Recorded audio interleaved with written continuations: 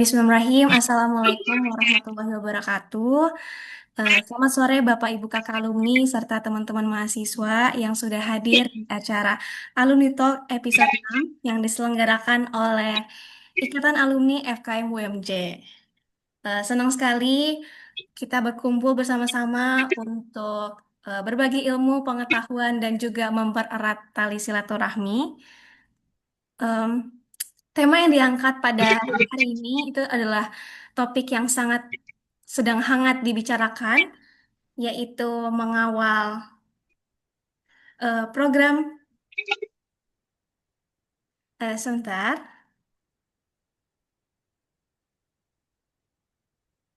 yaitu mengawal program makan bersih gratis dari sisi akademisi dan YLKI selaku pemerhati konsumen.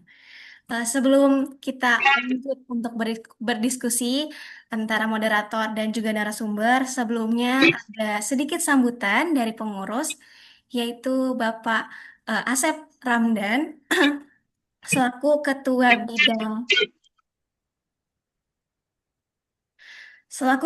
Bidang Kesehatan dan Sosial Ikalum FKM UMJ tahun 2024-2028. Kepada Pak Asep, saya persilakan. Baik, ini suaranya kedengar ya? Terdengar, Pak. Baik. Bismillahirrahmanirrahim. Assalamualaikum warahmatullahi wabarakatuh. Alhamdulillahirrahmanirrahim. Salatu wassalamu ala asrofil anbiya wal mursalin wa ala alihi wa sahbihi ajmain amma ba'du. Terima kasih. Alhamdulillah pada kesempatan sore ini kita bisa berkumpul ya dalam kegiatan alumni talk yang episode ke-6 ya. Pada sore ini episode ke-6 ya. Tadi sebagaimana disampaikan ini sebagai wadah silaturahim ya di antara sesama alumni maupun alumni dengan para mahasiswa aktif dan juga sivitas akademika UMJ, FKM UMJ ya. Mudah-mudahan ya kami berharap dengan kegiatan ini yang pertama tentu ini bisa memberikan inspirasi ya kepada seluruh yang mengikuti ini ya, bagaimana kiprah dari alumni FKM UMJ gitu ya, bisa menjadi inspirasi dan motivasi ya. Yang kedua juga bisa mendapatkan informasi ya, informasi yang up to date, yang relevan dari pemaparan para narasumber ya. Yang berikut juga mudah-mudahan dengan kegiatan ini nanti tidak hanya di Zoom, tapi nanti bisa ditindaklanjuti dari online ke offline gitu, bisa saling bertemu, bersilaturahim, diskusi, konsolidasi. Siapa tahu di sana nanti ada peluang, juga ada kolaborasi yang bisa dilakukan bersama-sama sehingga nanti kekuatan ini bisa memberikan dampak yang lebih besar lagi. Nah, pada kesempatan ini saya mewakili pengurus ingin menyampaikan banyak sekali terima kasih ya, terutama yang pertama kepada narasumber kita di sore hari ini, Kak Niti Emiliana SKM MKM ya. Beliau angkatan 2016 ya. Ya, angkatan Ya, betul. 2016 yang saat ini sebagai Ketua Pengurus Harian YLKI. Tentu kita semua ikut bangga ya karena ada rekan kita ya yang alhamdulillah luar biasa mendapatkan amanah dan berkiprah di level nasional ini. Nanti banyak sekali yang bisa kita dapatkan nih ya dari Kak Niti Emiliana ya. Kemudian juga kami menyampaikan banyak terima kasih kepada tim panitia ya, baik yang ada di layar maupun di belakang layar yang sudah bekerja keras dan mewujudkan alumni talk ini ya secara konsisten, dan juga kepada semua peserta yang hadir baik yang live maupun nanti yang mengikuti secara offline ya. Karena ini di-upload juga nanti ya, Mbak Ala ya. Oke, baik. Kami berharap nanti ke depannya lebih banyak lagi para alumni yang bisa berbagi di sini, di ruang ini, yang bisa memberikan inspirasi juga. Dan mungkin sebelum menutup ya, kami tidak bosan-bosannya untuk mengajak kepada para alumni untuk berpartisipasi dalam kegiatan sedekah beras ya yang digagas oleh alumni FKM UMJ yang mana selalu dilaksanakan setiap pekan ya, eh, dengan donasi dari para alumni didistribusikan oleh alumni juga ya, yang tersebar ya, yang saat ini di Jabodetabek, juga ada di Sumatera, di Lampung, di Kalimantan juga. Mudah-mudahan nanti gerakan ini semakin banyak eh, partisipasi dari para alumni dan memberikan manfaat atau dampak yang lebih baik lagi. Akhir kata, kami ucapkan selamat mengikuti alumni TAK sore ini ya. Semoga kita mendapatkan banyak sekali pencerahan dan inspirasi. Demikian mungkin sebagai pembuka, saya tutup. Billahi taufiq wa hidayah. Assalamualaikum warahmatullahi wabarakatuh. Waalaikumsalam warahmatullahi wabarakatuh. Terima kasih banyak Pak Sep atas sambutan dan kata-kata untuk pembuka di hari ini. Untuk tanpa berlama-lama lagi, izinkan saya menyerahkan acara kepada moderator kita pada hari ini, Keroto Aini, yang akan memandu diskusi pada hari ini. Kepada Aini, saya persilahkan.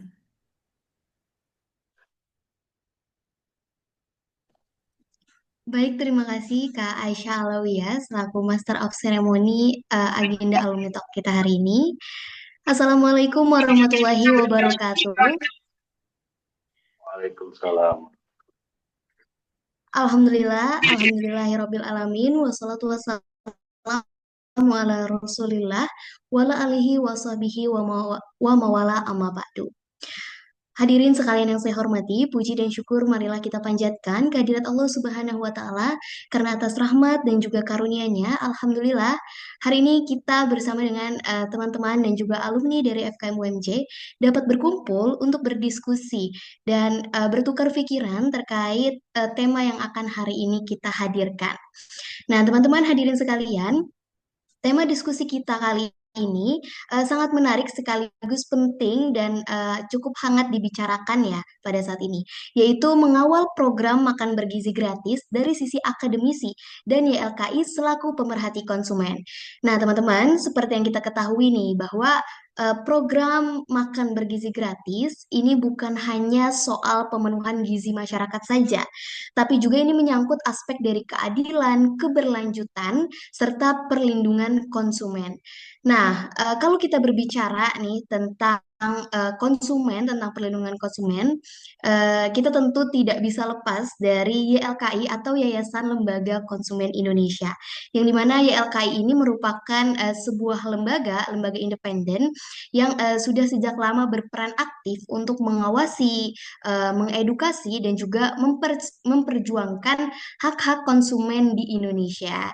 Nah, kehadiran YLKI pada sore kali ini dalam diskusi ini menjadi sangat relevan tentunya teman-teman untuk memberikan perspektif kritis, objektif, dan juga sekaligus solutif gitu. Telah hadir juga bersama kita yang luar biasa, Ketua Pengurus Harian YLKI. Saya izin menyapa terlebih dahulu Kaniti Emiliana, apa kabar nih Kak? Ya, halo. Assalamualaikum warahmatullahi wabarakatuh. Alhamdulillah baik ya. Ini suaranya Waalaikumsalam. kedengeran jelas nggak ya? Tapi suaranya Aini kok ini agak ini ya, putus-putus. Kedengar Hmm, suara Kaniti terdengar jelas Kak? Oke, aman ya berarti ya. Oke, kita sapa terlebih dahulu Kaniti. Bagaimana Kaniti kabarnya sore hari ini? Alhamdulillah baik, baik-baik lah secara fisik dan mental. Gimana Aini dan juga teman-teman semua? Terus Gimana semangat nih kabarnya? ya Kak. Mm-mm. Alhamdulillah, baik juga Kaniti. Semoga hari ini kita bisa berdiskusi banyak nih ya Kak terkait program gitu, makan bergizi gratis gitu. Nah, teman-teman, telah hadir Kaniti. Alhamdulillah hari ini selaku Ketua Pengurus Harian YLKI, Kaniti menyempatkan hadir untuk berdiskusi dengan kita. Nah, Sebelum kita mulai sesi diskusi, teman-teman, Kaniti ini merupakan salah satu alumni dari FKM UMJ yang cukup aktif dalam mengawal isu-isu kesehatan. Yang dimana pada saat ini Kaniti juga menjadi program spesialis ya di World Animal Protection. Selain itu juga, Kaniti sempat melakukan monitoring dan evaluasi program pemberian makan bayi dan anak di salah satu daerah di Provinsi Sulawesi Utara. Dan juga Kaniti ini sempat menjadi research staff di Yayasan Lembaga Konsumen atau YLKI. Dan saat ini Kaniti menjabat sebagai Ketua Pengurus Harian YLKI. Luar biasa sekali. Mungkin sebelum kita mulai ke pembahasan, Kaniti ingin membuka dulu atau ingin memperkenalkan kembali Kaniti kepada teman-teman yang hadir hari ini. Ya, kenalan lagi ya. Salam kenal semuanya. Perkenalkan, nama saya Niti Emiliana, biasa dipanggil Niti. Nah, alhamdulillah memang saya alumni FKM UMJ di tahun 2016. Nah, pada saat itu saya ngambil peminatannya epidemiologi gitu ya. Jadi dulu malah saat saya masuk tahun 2016 itu fakultasnya masih FKK. Nah, saya lulus itu fakultasnya jadi FKM. Jadi saya sudah mencicipi dua fakultas sekaligus gitu ya. Nah, mungkin di sini teman-teman juga beragam angkatannya gitu ya. Pengalamannya juga berbeda-beda. Saya kira mungkin ini adalah pandangan saya terkait dengan kebijakan ataupun implementasi dari yang program-program makan bergizi gratis. Tapi saya kira ada teman-teman lain yang memiliki pandangan yang berbeda dari perspektifnya, ataupun ada masukan-masukan lain, silahkan nanti kita diskusi bareng aja gitu ya. Karena kan memang tujuannya adalah untuk kesehatan masyarakat gitu ya, karena tujuan kita sama gitu ya. Nah, mungkin bisa jadi ke depan dalam diskusi ini bukan saja saya yang jadi informan, tapi mungkin teman-teman juga bisa menjadi informan pengalaman-pengalaman lainnya. Karena saya dengar-dengar dari panitia ini ada kepala dapur juga nih MBG-nya gitu ya. Nah, nah kalau benar seperti itu harusnya narasumbernya jadinya dua nih di flyernya. Jadi jangan cuma saya aja, tapi ada satu lagi gitu. Jadi kita compare informasi pun juga boleh. Ya, mungkin itu. Oke, baik. Terima kasih, Kaniti. Langsung saja ya, Kaniti, kalau kita berbicara terkait program makan bergizi gratis yang mungkin memang saat ini sudah dijalankan di pemerintahan sekarang, namun memang mengundang banyak polemik nih, gitu. Mulai dari isu-isu eh, keamanan pangan dari makan bergizi itu sendiri. Nah, kalau dari Kaniti, gimana Kaniti pandangan Kakak mengenai program makan bergizi gratis yang sudah digulirkan oleh pemerintah sejak presiden kita dilantik? Iya, ini yang pertama terkait dengan pandangan. Nah, saya kira ini adalah salah satu program yang strategis. Tapi memang seberjalannya waktu masih perlu ada evaluasi dan perbaikan-perbaikan yang perlu ditingkatkan lah gitu ya. Karena memang bukan hanya dalam sisi positifnya, tapi ada beberapa sisi negatif yang mulai muncul yang sekiranya perlu diantisipasi juga gitu. Kenapa sih ini menjadi strategis gitu ya? Karena kan kita melihat tujuannya gitu ya. Kenapa tujuan dari program ini sangat penting gitu ya? Karena memang tujuan program ini kan menyangkut dari kesehatan masyarakat ya. Gimana caranya supaya dapat meningkatkan kesehatan dan juga gizi masyarakat, lalu juga meningkatkan kualitas hidup dan juga produktivitas dari kita semua, dan juga meningkatkan prestasi pendidikan anak-anak, dan juga terkait dengan dukungan ekonomi lokal, karena memang beberapa program itu kan, memang program tersebut bekerja sama dengan UMKM gitu ya, dan juga pengurangan kemiskinan-kemiskinan gitu ya. Memang di sisi ini pun ada dampak positif dan dampak negatifnya yang sekiranya sudah mulai terlihat. Nah, apa sih memang dampak positifnya gitu ya? Apa memang dampak positifnya yang kita lihat ya sebagai tujuan tersebut untuk memperbaiki status gizi anak-anak sekolah gitu ya, dan juga meningkatkan prestasi belajar gitu ya, lalu juga pada ujungnya akan menciptakan generasi yang sehat dan produktif. Karena kita pun juga akan menuju Indonesia Emas dan juga Indonesia Emas 2045 dan juga ada bonus demografi yang sekiranya perlu kita persiapkan dari sekarang. Nah, persiapannya inilah yang sekiranya melalui indikator gizi kesehatan masyarakat gitu ya. Tapi memang dampak dari dampak-dampak tersebut ada beberapa hal catatan yang sekiranya perlu kita perhatikan juga gitu ya. Nah, contohnya apa nih gitu ya? Nih, kalau dalam sisi perlindungan konsumen kan ada yang namanya Undang-Undang Perlindungan Konsumen. Nah, siapa sih penerima manfaatnya? Penerima manfaatnya itu adalah masyarakat yang menerima program tersebut. Siapa? Anak-anak sekolah gitu dari SD, SMP, SMA atau mungkin anak-anak pesantren gitu ya yang menerima program tersebut gitu ya. Nah, itulah prinsipnya, definisinya konsumen adalah mereka yang menerima program manfaat tersebut. Nah, di samping itu juga adalah sekiranya potensi-potensi risiko yang bisa terjadi. Apa contohnya? Nah, yang pertama, ya saya melihat ada potensi risiko terkait dengan kualitas makanan yang tidak terjamin gitu ya, karena memang ini bukan asumsi, tapi memang buktinya sudah banyak berada di media gitu ya, resiko keracunan, apakah memang resiko makanannya basi, tidak higienis, atau tidak sesuai dengan standar gizi gitu ya. Dan juga eh, saya melihat untuk pendistribusian juga, karena memang saya beberapa kali ke daerah-daerah pun saya bertanya terkait dengan apakah sekolah ini atau tempat ini sudah mendapatkan program MBG atau belum gitu. Memang ada yang bilang sudah, tapi ada juga yang bilang saya belum mendapatkan manfaat dari program tersebut karena memang belum pernah tersalurkan gitu ya. Distribusinya ya, segera saya distribusinya itu masih belum merata.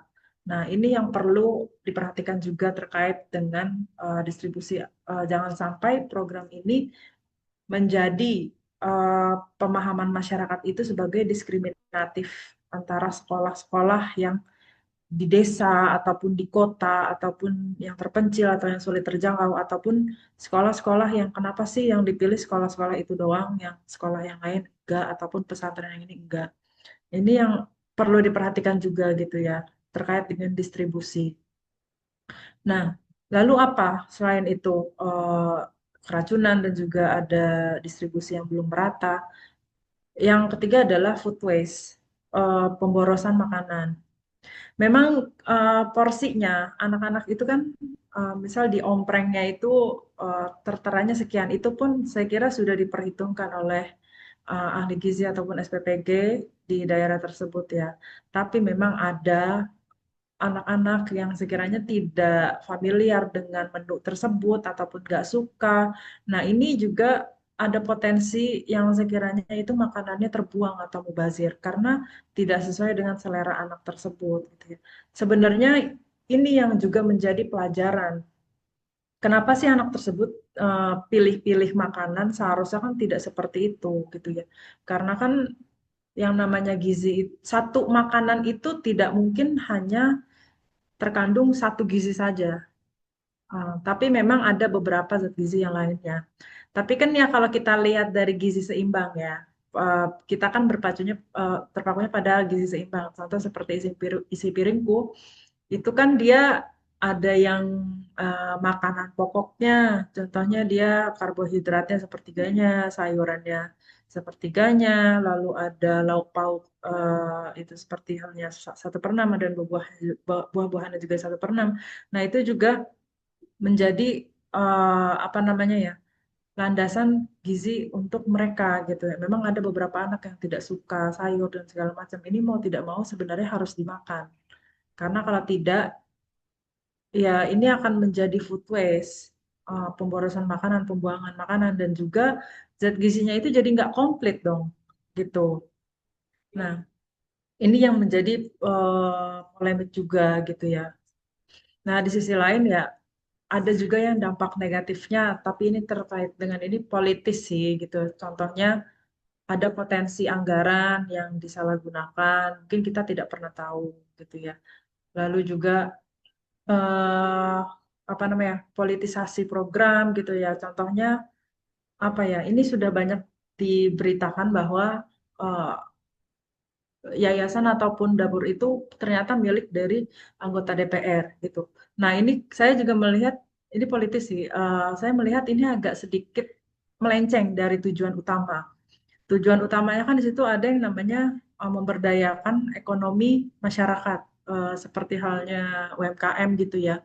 Nah, di sisi lain, kenapa jadi anggota DPR yang memiliki bisnis tersebut? Dan sedangkan DPR itu kan tugasnya adalah legislatif, dia pengawasan. Kalau dia sebagai eksekutif juga, sebagai penyelenggara, maka fungsi dari pengawasan inilah yang akan apa namanya ya, fungsi pengawasan inilah yang sekiranya akan memudar gitu. Jadi dia tidak objektif lagi dalam hal pengawasan gitu ya. Nah, di sisi lain, selain dari dampak-dampak negatif tersebut, kita kan juga harus berpacu juga pada bukan hanya pada makanannya, tapi sarana prasarananya. Contohnya food tray gitu ya, food tray-nya gitu kan. Memang di berita tuh juga sudah banyak terkait dengan food tray gitu ya. Contohnya adalah ada potensi memang food tray itu yang mengandung apa ya minyak babi, tapi ini belum terkonfirmasi ya. Nah, lalu juga ada juga yang dia kan standar food tray itu kan SUS 304. Jadi stainless food tray itu tuh ada jenisnya. Yang pertama ada SUS 304 sama 201. Nah, kalau yang dari standar food grade yang bagus itu adalah 304. Nah, memang masalahnya yang ditugaskan untuk membeli food tray itu adalah mitranya, bukan disediakan oleh pemerintah. Nah, maka itu apakah mitra ini mampu untuk melihat food tray ini asli atau tidak, sesuai standar atau tidak? Karena pada kenyataannya ada food tray impor dari Cina yang sekiranya itu adalah food tray 20 SUS 201 tapi dicap sebagai SUS 304. Jadi tidak sesuai dengan standar ya. Lalu juga apakah memang terkait dengan sarana prasarana di dapur tersebut juga bersih, terkait dengan bebas dari kontaminasi. Ini lebih ke arah hygiene dan sanitasi ya, karena memang peralatan itu juga ada potensi terkait dengan kontaminasi silang. Misalnya, ada talenan ataupun pisau yang digunakan untuk memotong ayam atau daging pangan olahan. Pangan pangan asal hewan, contohnya ya ayam ataupun daging gitu ya, dia dipotong di satu talenan. Nah, tapi di sisi lain dia juga digunakan secara bercampur dengan sayuran-sayuran, contohnya seperti itu. Nah, ada potensi kontaminasi silang dari bakteri-bakteri yang ada di daging mentah tersebut. Nah, ini kan sebenarnya harusnya ada standarnya ya, standar dapur seperti halnya HACCP gitu ya, karena kan terkait dengan hygiene dan sanitasi. Nah, aku melihat itu ya, karena memang secara konsumen gitu. Kita ngelihat, coba contohnya konsumen anak-anak. Konsumen itu seperti anak-anak tidak akan berpikir sampai ke bagaimana mereka mengolah, bagaimana mereka membeli pangannya, bagaimana sih mereka pengelolaan keuangannya. Konsumen itu atau anak-anak itu hanya melihat yang ada di depan mata mereka. Yang di depan mata mereka itu adalah makanannya yang sudah tersedia di tempat makan tersebut, di food trays tersebut gitu ya. Nah, apa yang sudah ada di depan makan mereka, di depan mata mereka, itu harus ada yang namanya jaminan keamanan pangan gitu ya. Nah, karena anak-anak itu nggak ngelihat sampai dapur, nggak ngelihat dari pengelolaannya bagaimana gitu ya. Nah, ini yang menjadi apa namanya ya, yang perlu diperhatikan oleh anak-anak juga gitu. Apakah memang makanan tersebut aman atau tidak? Karena memang kalau misalnya dia anak SMA atau SMP, dia bisa membedakan, oh ini rasanya berubah, oh ini sudah berbau. Nah, mereka bisa tahu itu. Tapi kalau anak-anak SD belum tentu dia paham bahwa makanan ini sudah bagus, masih bagus atau belum, ataupun dia sudah berubah rasa atau berubah warna, itu untuk anak SD pun agak sulit membedakan itu. Ya, nah inilah kenapa makanya eh, apa ya kasus keracunan itu juga banyak terjadi di sekolah-sekolah SD juga gitu. Nah, yang memang itu sih sebenarnya kalau terkait dengan eh, MBG ini ada hal-hal positif dan ada hal-hal negatif. Nah, hal-hal negatif ini yang perlu dievaluasi kembali apakah memang bisa diperbaiki ke depannya. Karena tujuan utamanya adalah untuk meningkatkan gizi masyarakat. Jangan sampai program ini yang tujuannya adalah untuk meningkatkan gizi masyarakat justru malah menurunkan status kesehatan masyarakat gitu ya. Jangan jadi apa ya indikator keberhasilannya itu jangan dilihat dari seberapa banyak program makanan ini tersalurkan. Jadi jangan sampai indikator itu mereka makan asal makan. Tapi perlu ada evaluasi kembali. Apakah memang dampak positif yang didapatkan dari MBG ini tuh apa? Apakah ada peningkatan gizi masyarakat atau tidak? Apakah memang ada memang peningkatan produktivitas atau prestasi belajar yang seperti halnya dari tujuan utama tersebut gitu ya. Jadi memang perlu kalau kalau kita bicara tentang MBG ini memang banyak lah terkait dengan hal-hal apa saja sih yang perlu kita perhatikan gitu. Mungkin itu Oke, dulu. baik, terima kasih. Baik, terima kasih Kak Niti. Kalau tadi kita melihat nih, saya jadi penasaran gitu ya. Tadi Kak Niti sudah memaparkan bahwa memang program MBG ini melihat dari dampak positif dan negatif yang tadi sudah dipaparkan. Kita sebagai masyarakat umum gitu di luar dari pihak eksekutor program tersebut memang memandang perlu adanya evaluasi kembali begitu ya, karena masih banyak dampak negatif yang perlu dipertimbangkan nih untuk keberlangsungan program MBG tersebut. Nah, saya jadi penasaran juga nih, kalau dari sisi akademisinya kan Niti, dari sisi akademisinya kira-kira apa saja peluang dan juga tantangan utama dalam implementasi dari program MBG ini sendiri? Iya, pasti ini tentu ada peluang dan juga tantangan ya. Kalau memang dari sisi akademisi, pasti ini akan menjadi peluangnya. Contohnya apa? Kita bisa lebih memperbanyak data, penelitian-penelitian. Jadi kita benar-benar bisa melakukan evaluasi dari sisi akademisi, bagaimana sih dampak dari MBG ini untuk status gizi masyarakat? Apakah ada peningkatan atau malah eh, sebaliknya terjadi penurunan kesehatan karena banyak potensi keracunan makanan dan segala macam. Itu dalam sisi hal kesehatan. Lalu kita juga bisa lihat apakah dalam sisi ekonomi, tadi kan juga dijanjikan tujuannya adalah untuk memberdayakan ekonomi masyarakat. Nah, dari sisi ekonomi kita bisa lihat dari program MPG ini apakah ada dampak dari kenaikan eh, ekonomi masyarakat.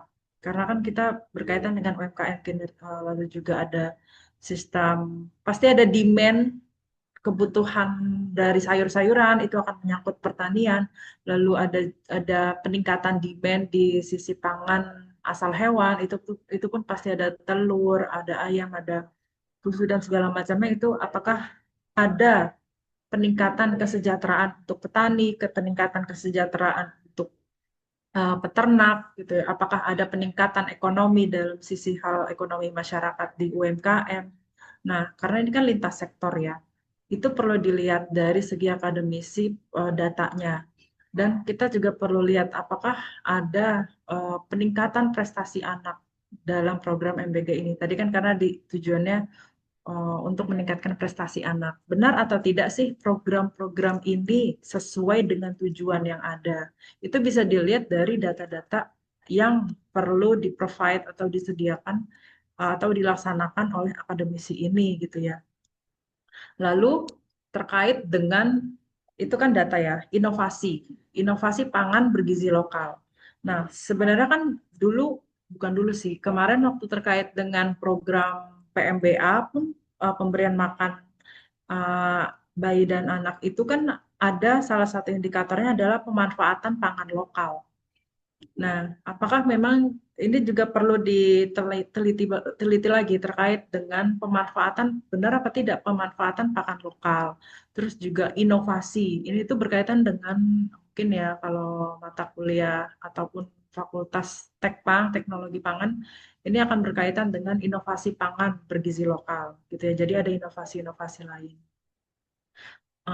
Lalu juga ada penelitian lagi terkait dengan apakah memang status gizi masyarakat meningkat atau tidak, gitu ya. Apakah memang ini ya benar-benar berdampak gitu terkait dengan triple burden of nutrition. Kita kan ada triple burden of nutrition di Indonesia ya.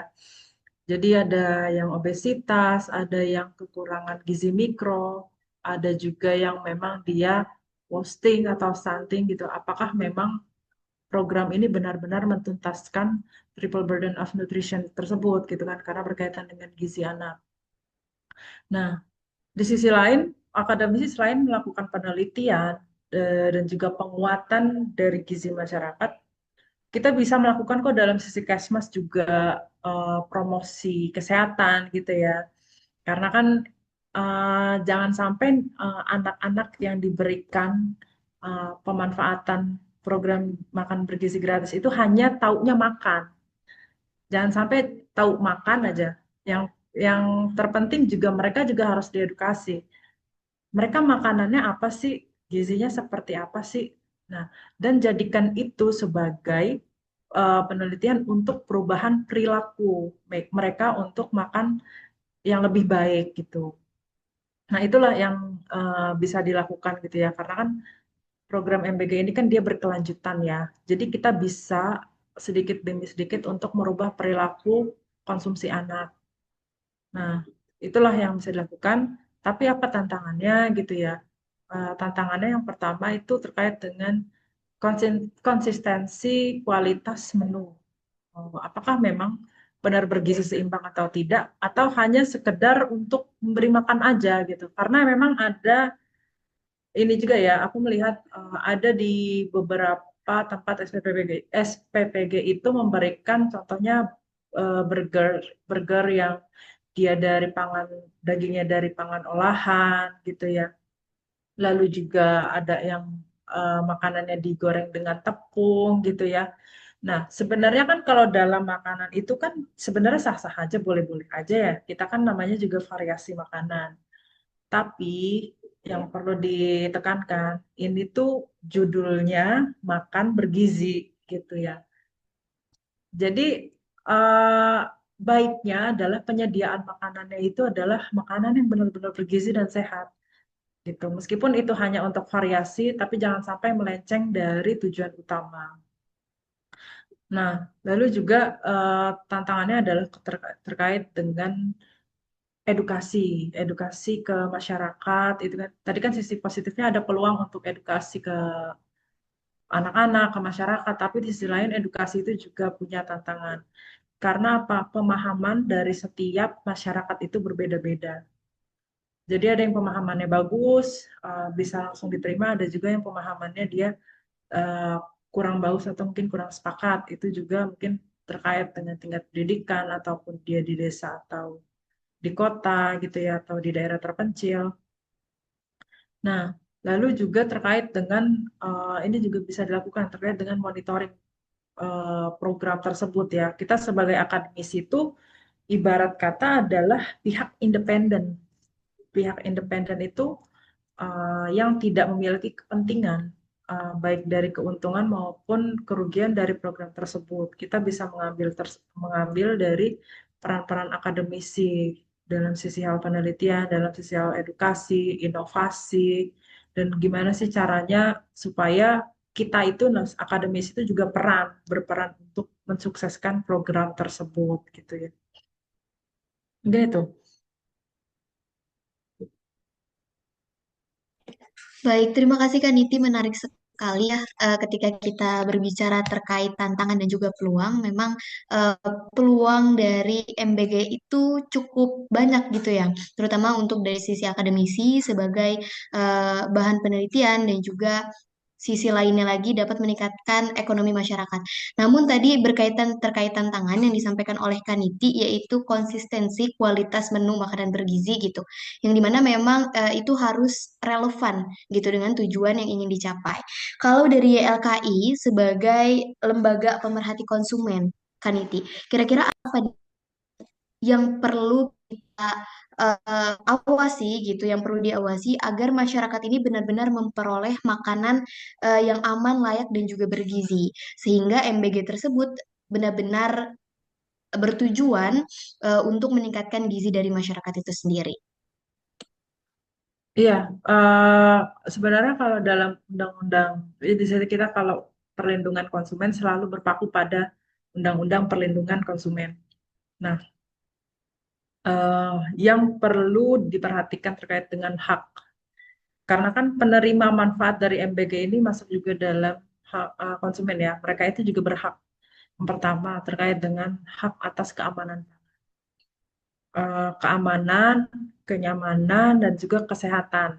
Nah, ini berkaitan dengan keamanan pangan. Dia itu harus pangannya harus bebas dari bahan-bahan berbahaya, baik dari biologi, fisiologi, fisik dan juga kimia gitu ya. Dan juga hygiene sanitasinya harus juga sesuai standar dan juga perlu ada yang namanya quality control. Itu yang akan menjadi jaminan keamanan pangan untuk konsumen atau anak-anak tersebut. Yang kedua adalah keadilan terhadap distribusi. Jadi semua anak bisa mendapatkan porsi yang sama tanpa adanya diskriminasi.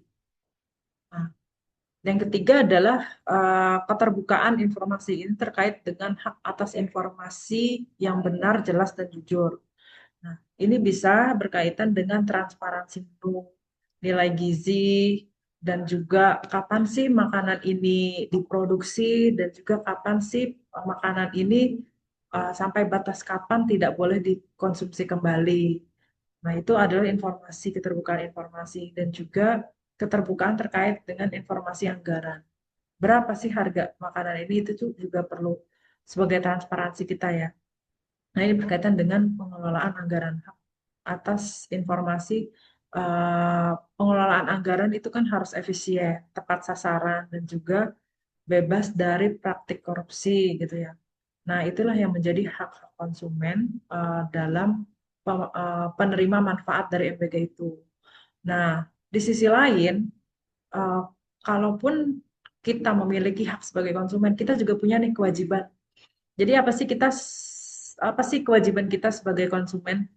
Nah, yang pertama, konsumen itu berkewajiban untuk menjadi konsumen cerdas. Jadi gimana sih supaya cerdas gitu ya? Nah, ini tuh juga perlu diinformasikan. Nah, ini juga hak atas informasi ya, bahwa misal hak atas informasi itu adalah berapa nilai gizinya tadi kan. Nah, kalau sudah tahu nilai gizinya, maka kewajiban dari konsumen itu adalah memahami informasi tersebut. Oh, makanan saya nilai gizinya sekian nih. Oh, saya paham gitu. Apa sih manfaat dari makanan saya gitu? Oh, saya paham. Nah, itu adalah kita sebagai konsumen kritis dan cerdas. Dan kapan sih informasi tersebut, misalnya kita dapat informasi kapan batas waktu makanan itu bisa dikonsumsi. Misalnya diterima jam 10 maksimal jam 12 sudah tidak boleh dikonsumsi lagi lewat dari itu. Nah, kalau sudah diinformasikan, maka kewajiban dari konsumen itu adalah memahami informasi tersebut bahwa ketika sudah lewat dari jam 12 tidak boleh dikonsumsi kembali. Itu yang kewajiban dari konsumen. Nah, karena ketika memang pangan itu sudah di tangan kita, di tangan anak tersebut, maka yang menjadi tanggung jawab makanan tersebut adalah berada di anak tersebut. Mau dimakan atau tidak itu tanggung jawab mereka. Mau dikonsumsi jam berapa itu tanggung jawab mereka gitu ya. Jadi mereka juga bertanggung jawab terhadap pangan yang mereka konsumsi sendiri sesuai dengan keterbukaan informasi yang sudah dijelaskan tadi gitu. Jadi kalau seandainya dia menyalahi aturan, kalau seandainya nih sudah lewat dari jam 12 tidak boleh dikonsumsi lagi. Ternyata dia makannya lewat dari itu misal sore. Nah, dia harus paham konsekuensi apa yang akan dia dapatkan ketika memang dia melanggar dari informasi tersebut. Karena tadi haknya sudah diberikan, hak informasi, hak amanan pangan.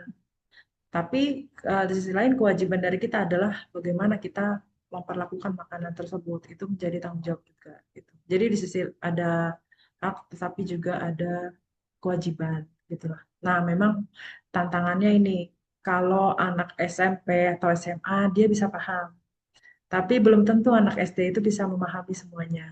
Nah, ini yang perlu ada pembinaan dari guru gitu ya, wali kelas gitu, ataupun memang informasi dari SPPG tersebut gitu, diinformasikan. Seperti itu. Baik, terima kasih Kak Niti, luar biasa sekali ya mendapatkan banyak informasi baru juga ini untuk saya pribadi tentunya dan untuk teman-teman yang hadir hari ini bahwa memang dalam melakukan pengawasan gitu bukan hanya pemerintah yang memiliki peran gitu ya tetapi kita juga sebagai konsumen memiliki peran penuh dalam pengendalian pengawasan dari makan bergizi gratis tersebut. Nah, Kaniti ada pertanyaan lagi nih. Kira-kira bagaimana Kaniti mekanisme pengawasan yang ideal gitu baik dari sisi regulasi ataupun dari partisipasi masyarakat itu sendiri untuk memastikan bahwa eh, program MBG ini berjalan sesuai dengan tujuannya gitu.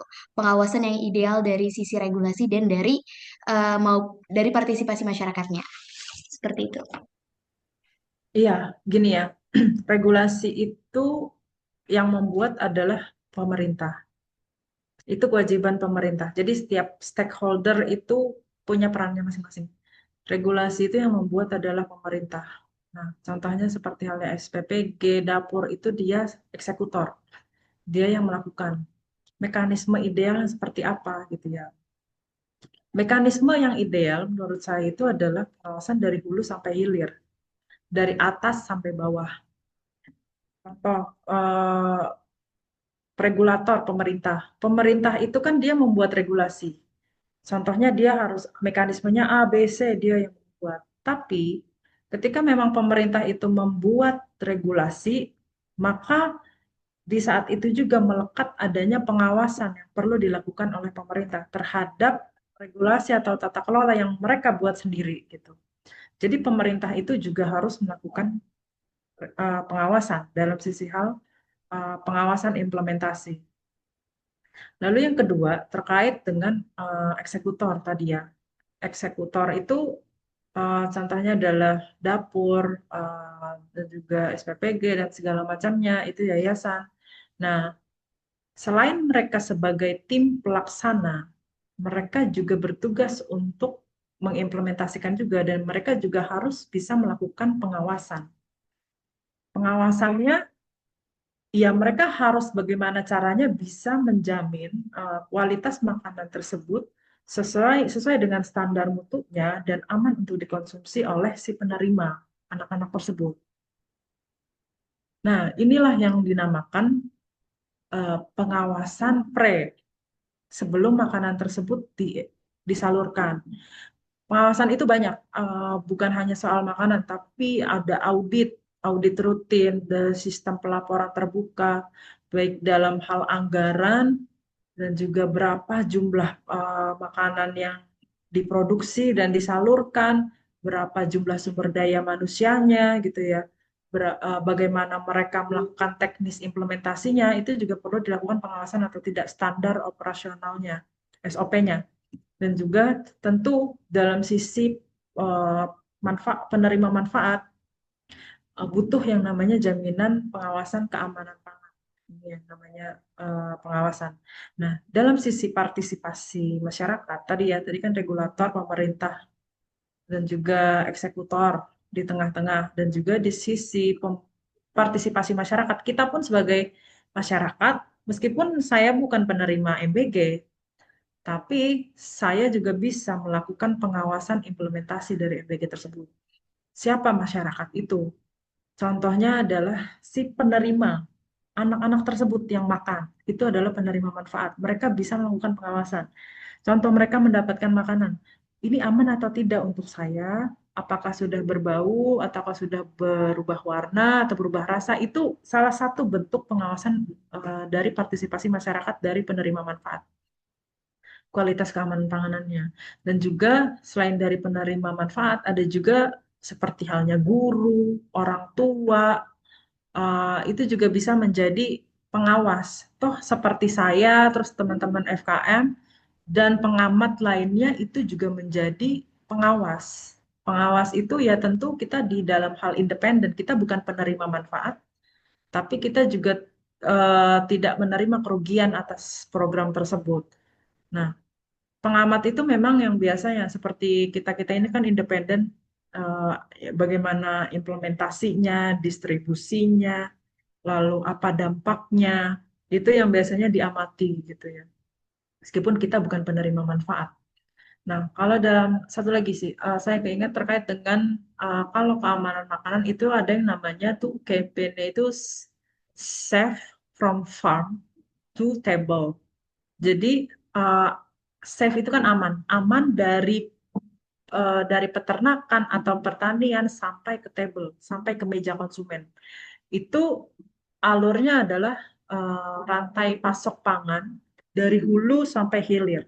Dari sisi pertanian sampai ke meja konsumen. Dari sisi peternakan, belum jadi makanan nih, sampai ke sisi konsumen. Itu gimana caranya?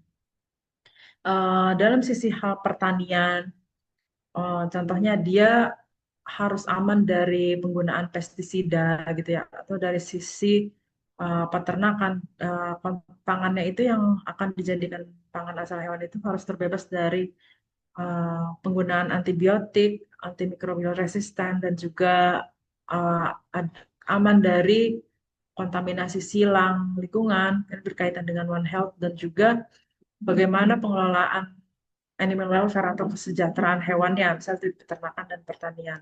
Misal itu dari sisi hulunya. Terus di tengah-tengah ada sisi distribusi. Ketika memang pangan tersebut sudah Ketika pangan tersebut sudah dipanen misalnya ya, pertanian, bagaimana cara pendistribusiannya bisa sampai aman dan juga tidak busuk gitu ya. Jadi ada quality controlnya juga. Kalau dalam sisi hewan itu contohnya bagaimana mereka menyembelihnya. Apakah memang penyembelihan hewannya itu sudah halal atau belum? Karena ada tugas peran dari BPJPH juga dalam MBG gitu kan, memastikan makanan yang halal. Halal itu juga dari hulu, dari peternakan sampai ke pemotongan hewan.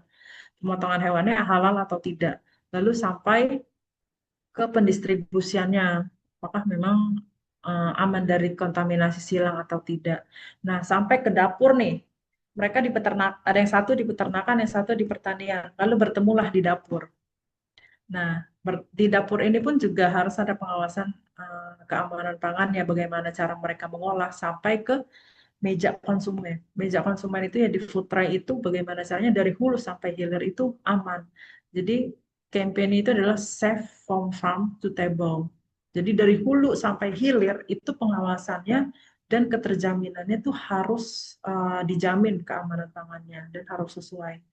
Nah, itu sih yang namanya pengawasan ya, pengawasan dalam berbagai stakeholder, baik dari regulator, eksekutor, dan partisipasi masyarakat.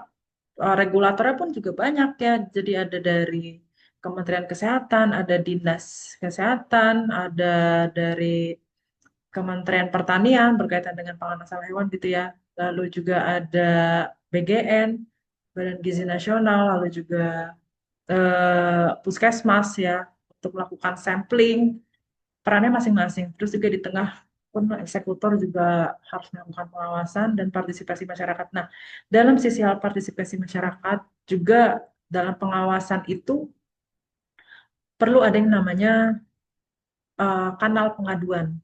Jadi ketika memang ada sesuatu hal yang tidak sesuai dengan standar, itu harus ada yang namanya kanal pengaduan. Gimana caranya partisipasi masyarakat itu bisa untuk didorong jika memang kanal pengaduannya itu tidak disediakan. Contohnya kita menemukan sesuatu hal yang tidak sesuai. Nah, gimana sih caranya supaya evaluasi itu ditegakkan? Atau bisa tahu nih si regulator atau eksekutornya tahu nih ternyata ada bermasalah di lapangan, kan harus ada sistem pelaporan. Mungkin kalau sampai ke pusat bisa pelaporan online, tapi kalaupun nanti ke tatap muka itu pun bisa juga dilakukan gitu ya. Melapor lah. Pada intinya partisipasi masyarakat juga dibutuhkan untuk sistem pelaporan. Jadi pengawasannya itu pun juga dalam bentuk pengawasan pasif maupun aktif gitu. Semoga terjawab, Mbak. Oke, baik. Terima kasih Kak Niti terkait tadi ya bagaimana peran dari regulasi dan juga partisipasi masyarakat dalam melakukan pengawasan, bahwa dari pemerintah dan juga eksekutor memang dapat melakukan pengawasan dengan implementasi regulasi tersebut gitu, dengan memastikan bahwa regulasi tersebut terimplementasikan dengan baik. Begitu juga mungkin partisipasi masyarakat yang dimana secara langsung penerima manfaat dari MBG tersebut juga dapat memastikan gitu bahwa apakah regulasi tersebut benar-benar dijalankan atau tidak gitu. Nah, berbicara terkait peran tersebut, Kak Iti, kita sebagai alumni dan juga mahasiswa kesehatan masyarakat gitu, dalam mendukung dan mengawal program ini di lapangan, apa yang bisa kita lakukan, Kak Iti, untuk kedepannya? Ya, tentu ini berkaitan dengan pertanyaan sebelumnya sih ya, karena kan alumni ataupun mahasiswa atau dosen pun itu masuk dalam kategori akademisi. Ya, jadi mungkin kalau dalam hal kita sebagai akademisi bisa memberikan masukan berbasis dari kajian ilmiah, tadi ya penelitian-penelitian, terus juga kita pun juga bisa sebagai pengawas ya, pengawas independen pelaksanaan program tersebut gitu ya. Uh, Lalu juga kita juga bisa berkolaborasi dengan masyarakat setempat gitu ya untuk pemberdayaan masyarakat, melakukan edukasi publik, edukasi ke penerima manfaat gitu ya. Bahkan sebenarnya pun selain dari edukasi gizi seimbang ke siswa dan orang tua, kita pun juga bisa engage ya community engage ke sekolah-sekolah gitu ya. Biasanya kan ada PBL ataupun KKN yang ditempatkan di masyarakat. Kita pun bisa membantu dalam hal eh, pemberian edukasi dan juga bagaimana mereka harus memperlakukan makanan agar tidak food waste, pembuangan makanan gitu ya. Dan juga kita tuh juga bisa sebagai agen perubahan mendorong gaya hidup sehat di lingkungannya. Karena kan memang banyak nih di masyarakat itu atau di sekolah-sekolah itu yang jajanannya pun masih belum sesuai atau tidak bergizi lah, contoh di kantin sehat atau segala macamnya. Dengan adanya MBG ini sebenarnya saya juga berharap ada perubahan perilaku dari dari anak-anak dari sejak dini gitu loh. Jadi mereka sudah biasa dipertemukan dengan makanan-makanan bergizi, bukan hanya jajan sembarangan gitu ya. Itulah salah satu perubahan yang didorong adalah perubahan perilaku. Nah, kita sebagai mahasiswa dan akademisi bisa mendampingi mereka agar mereka bisa memahami apa sih makanan yang mereka makan, jangan sampai mereka makan kenyang sudah gitu, pulang. Nah, itu kan jangan sampai manfaatnya hanya di situ saja, tapi selain dari perilaku ada juga peningkatan pengetahuan lah yang kita bisa bantu untuk tingkatkan dalam hal edukasi.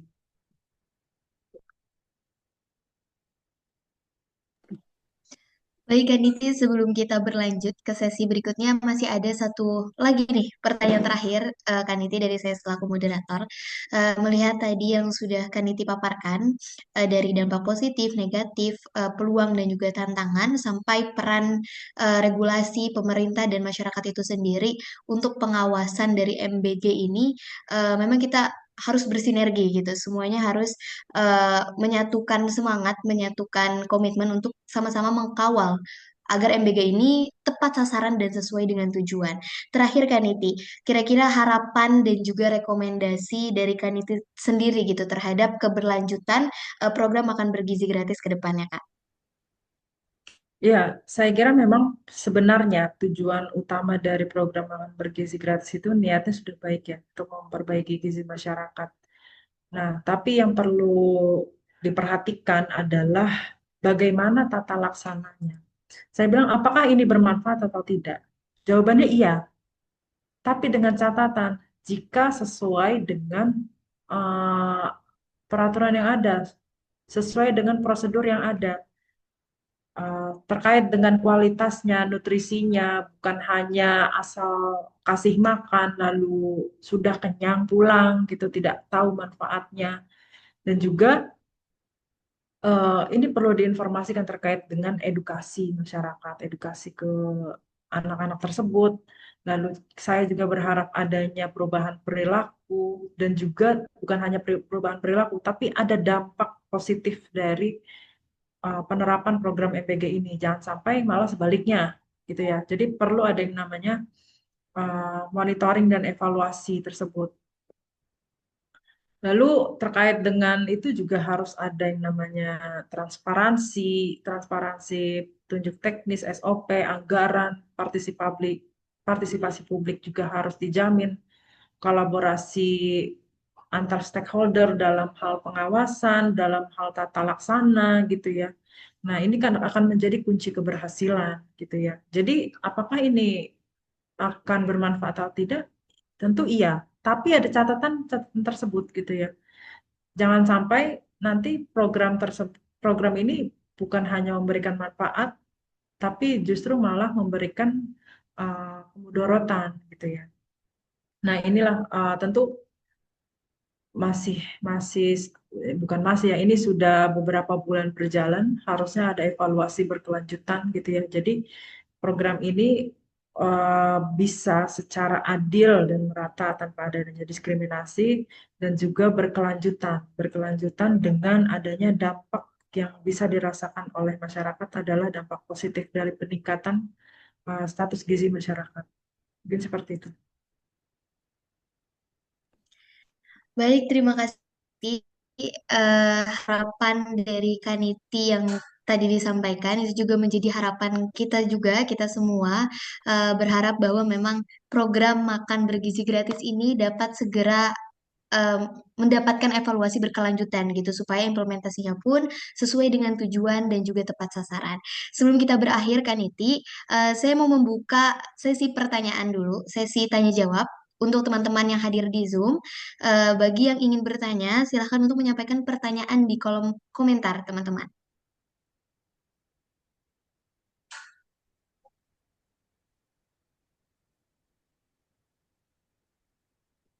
Kalau nggak ada yang mau nanya, Kaniti, mungkin ya, kalau ada yang nggak mau nanya, mungkin tadi kemarin kan saya diinformasikan ada ini pelaksananya ya dari tim dapurnya. Atau mungkin ada kali teman-teman yang mau bercerita, mungkin kalau ada adiknya yang penerima manfaat, atau ada yang sekiranya sebagai pelaksana justru tersebut ya, berbagi informasi aja atau pengalaman gitu. baik Kaniti, ini ada satu pertanyaan dari Bapak Asep Ramdan, yaitu apakah sudah ada yang mengajukan komplain kepada LKI Kaniti? Iya, oke gini. Kalau pengaduan konsumen, tentunya YLKI itu banyak komoditasnya ya, bukan hanya MBG saja, tapi ada perumahan, listrik, air, jasa keuangan, dan segala macamnya. Tapi kalau dalam sisi hal pangan, YLKI itu memang pernah menerima, tapi bukan MBG, menerima kasus pengaduan keracunan makanan. Baik itu di pangan siap saji maupun pangan olahan. Mungkin bedanya gini, kalau pangan olahan yang dikemas, kita bisa lihatnya misal kemasannya sudah rusak ataupun dia sudah berjamur, itu bisa kita lihat. Tapi kalau pangan siap saji ini yang agak sulit karena di depan mata kita bisa saja rasanya sesuai, baunya sesuai, tapi ternyata ada potensi keracunan yang dirasakan. Memang ada pengaduan-pengaduan terkait dengan keracunan makanan. Tapi jujur aja, kalau yang kasus MBG ini, YLKI belum pernah menerima pengaduannya. Kenapa? Karena sebelumnya pengaduan ini nyampe ke YLKI, kasus keracunan makanan itu sudah ramai di media dan sudah langsung ditangani oleh dinas kesehatan ataupun puskesmas setempat. Karena kan kasus keracunannya itu tidak satu atau dua, tapi massal. Karena massal inilah jadi cepat diketahui oleh pengawas atau regulator setempat. Misalnya nih kalau yang mengadu ke YLKI itu memang dia case keracunannya adalah satu atau dua. Jadi mereka justru yang tidak terjamah informasinya. Kalau bedanya dengan MBG ini, belum melapor ke YLKI, media udah rame, udah muncul di media. Nah, justru itu karena sudah muncul di media, dinas kesehatan maupun puskesmas itu sudah cepat tanggap, mereka menangani kasus tersebut. Jadi ya itulah kenapa itu bedanya YLKI dengan uh, pengaduan yang di MBG tersebut gitu ya. Dan MBG ini kan biasanya case-nya besar, jadi langsung diketahui oleh banyak orang. Jadi kalaupun pemerintah setempat tidak turun tangan pada saat itu ketika terjadinya keracunan massal, justru itu yang menjadi aib bagi mereka untuk kenapa kinerja mereka tidak bagus untuk segera menuntaskan permasalahan keracunan makanan tersebut. Itu bedanya. Kalau di LKI biasanya kasus-kasus yang mereka sudah mengadu tapi tidak ada solusi, mereka sudah coba untuk melakukan pengobatan tapi belum ada solusi, nah seperti itu. Mungkin itu. Ya baik, terima kasih Kak Niti bahwa memang berarti masyarakat ini sudah naik ya di media gitu terkait isu keracunan atau juga terkait keamanan pangan MBG itu sendiri. Selanjutnya kita beralih ke Katri Wulandari, Kak Niti. Kepada Katri, silahkan. Halo Kak Tri, salam kenal. Iya, terima kasih atas kesempatannya. Perkenalkan saya Triwulandari dari Angkatan 2020. Izin bertanya, apakah ada nih Kak negara-negara tetangga yang telah menjalankan program serupa seperti makan gizi gratis ini dan telah terbukti signifikan dalam menurunkan stunting dan ketimpangan gizi? Nah, jika Indonesia saat ini meniru, elemen-elemen kunci apa yang realistis untuk diterapkan dan dibawa gitu, diadaptasi untuk bisa dilaksanakan di Indonesia agar bisa berhasil juga seperti mereka gitu ya. Dan siapa yang akan menjamin implementasi program tersebut tidak berhenti sebagai proyek politik jangka pendek aja, tapi tetap bisa berkelanjutan gitu. Terima kasih Kak. Iya, sama-sama. Ini langsung dijawab gimana? Mungkin langsung dijawab ya. Nah, contohnya apa sih? Sebenarnya di negara-negara lain juga ada yang telah menerapkan MBG ya, makan bergizi gratis meskipun nama programnya pasti berbeda. Contohnya adalah Jepang gitu ya. Jepang kan biasanya memang mereka diberikan makanan itu juga di sekolah gitu ya. Jadi anak-anak sekolah dasar mendapatkan makan siang sesuai dengan standar gizinya. Menunya pun disusun oleh ahli gizi dan juga melibatkan produk-produk lokal. Nah, bahkan memang beberapa informasi juga biasanya nih kan mereka kan mayoritas non-Muslim gitu ya. Ketika memang ada uh, anak ataupun pelajar yang dia sekiranya adalah Muslim, itu pun juga ada kategori makanannya sendiri gitu ya. Jadi biasanya menunya itu diinformasikan dan juga kalau mungkin kayak sekolah anak-anak dasar tuh diinformasikan juga kepada orang tuanya gitu ya. Jadi anaknya tuh tahu makanannya apa dan standar gizinya seperti apa dan kalaupun dia sebagai muslim yang tidak boleh konsumsi contohnya babi ataupun yang lainnya itu pasti akan diperlakukan sedikit spesial untuk makanannya tersebut. Yang perlu dipelajari dari negara-negara tersebut adalah harus ada standar gizi yang jelas. Lalu juga bukan hanya standar gizi, tapi juga jaminan keamanan pangan mereka, gitu ya. Lalu juga terkait dengan transparansi anggaran, apakah ini anggarannya terserap dengan baik atau tidak, efektif atau efisien atau tidak gitu ya. Dan juga keterlibatan lokal lah kan tadi kan sebenarnya Indonesia itu untuk mendorong adanya pemanfaatan pangan lokal. Nah, pemanfaatan pangan lokal ini pasti akan melibatkan petani lokal, peternak lokal, ataupun UMKM setempat, komunitas gitu ya, yang sekiranya bukan hanya untuk meningkatkan standar gizi masyarakat, tapi juga memperbaiki ekonomi masyarakat gitu ya. Ekonominya bergulir dan bergerak gitu ya. Lalu dalam sisi hal monitoring dan evaluasi terus-menerus untuk dilakukan supaya kualitasnya itu juga baik gitu. Dalam tiap tahun ada peningkatan dari dampak tersebut gitu ya. Nah, sebenarnya ini pun juga berkaitan dengan stats gizi ya. Ada anak yang, contohnya ada anak yang obesitas, ada anak yang dia kekurangan gizi.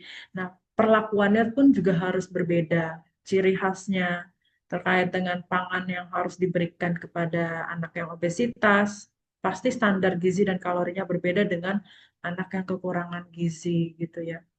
Jadi itulah yang perlu dipelajari, tapi saya kira memang untuk perbaikan gizi ini kan tidak hanya membalikkan telapak tangan gitu ya, tapi memang harus ada evaluasi berkala. Benar atau tidak ada peningkatan status gizi? Status gizinya apakah benar-benar menurunkan prevalensi obesitas? Apakah memang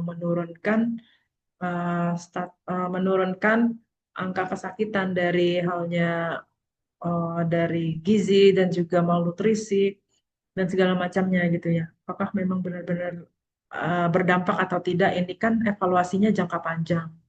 Nah, saya kira memang jangka panjang inilah yang perlu dijaga dalam sisi hal kualitasnya dan juga efektivitas dari program tersebut. Semoga menjawab. Baik, terima kasih Kak Niti. Bagaimana Kak Triwulandari ingin Terima menanggapi? kasih Kak, jawabannya berarti memang masih banyak tantangan ya untuk menuju keberhasilan program ini begitu ya. Ya, memang seperti itu sih. Karena ini kalau saya melihat juga gini, tujuannya kalau memang tujuannya untuk meningkatkan status gizi masyarakat dan itu benar-benar dilakukan secara lillahi ta'ala, benar-benar sesuai dengan prosedur, insya Allah ini akan memiliki dampak. Tapi apa sih bedanya di Indonesia itu biasanya terbentur dengan halnya politis gitu ya, politik gitu ya, dan juga ada mungkin ya saya mohon maaf ada keserakahan ego untuk mengambil keuntungan lebih gitu ya. Jadi inilah yang menjadi tantangan-tantangan bukan hanya dalam hal teknis nih, tapi dalam politisasi itu juga ada tantangannya. Jadi dari hulu si pemerintahan ada ataupun regulator juga pasti ada politisasi di situ gitu. Itu yang sekiranya bisa berdampak dari permasalahannya di hulu bisa berdampak sampai ke hilir nanti gitu. Terima kasih Kak jawabannya. Oke, baik. Terima kasih Katri dan juga Kaniti. Terkhususnya Kaniti, Alhamdulillah luar biasa sekali ilmu yang sudah kita dapatkan hari ini, teman-teman. Semoga apa yang hari ini Kaniti berikan kepada kita semua dapat menjadi ilmu baru dan juga eh, pendorong gitu untuk kita sama-sama mengkawal nih MBG agar tetap berjalan sesuai dengan tujuannya. Selanjutnya Kaniti, sebelum acara ini berakhir, ada sesi penyerahan sertifikat kepada operator. Kami persilahkan untuk menampilkan.